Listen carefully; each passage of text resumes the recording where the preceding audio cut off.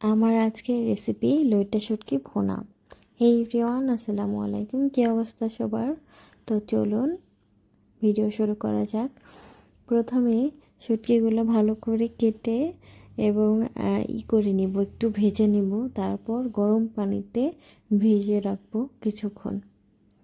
এই ফাঁকে চুলায় তেল দিয়ে দিলাম এবং দিয়ে দিলাম মোটা মোটা করে কেটে রাখা পেঁয়াজ এবং আস্ত রসুন এবং বেশ খানিকটা কাঁচামরিচ কুচি এবং সাথে দিয়ে দিলাম কিছুটা লবণ।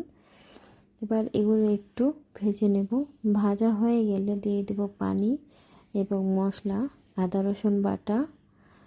এবার দিয়ে দিব লাল মরিচের গুঁড়া। শুটকিটা একটু ঝাল ঝাল হলেই বেশি ভালো লাগে খেতে।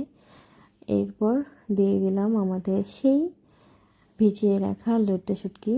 ভেজানো শেষে এটা আমি ভালো করে ধুয়ে নিয়েছি, তারপর দিয়েছি। এবার ভালো করে এটা কষিয়ে নেব। কষানো হয়ে গেলে দিয়ে দেব আরও কিছুটা পানি এবং এই পানিটা দিয়ে এটা রান্না হবে এবং পানিটা একদম শুকিয়ে যাবে, তেলটা উপরে ভেসে উঠবে।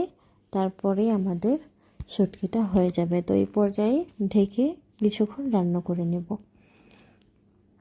ভিডিওটা আপনার কাছে কেমন লাগলো অবশ্যই কমেন্ট করে জানাবেন এবং এরকম সুন্দর সুন্দর রেসিপিগুলো যদি আপনার ভালো লেগে থাকে তাহলে আমার চ্যানেলটি সাবস্ক্রাইব করে রাখবেন।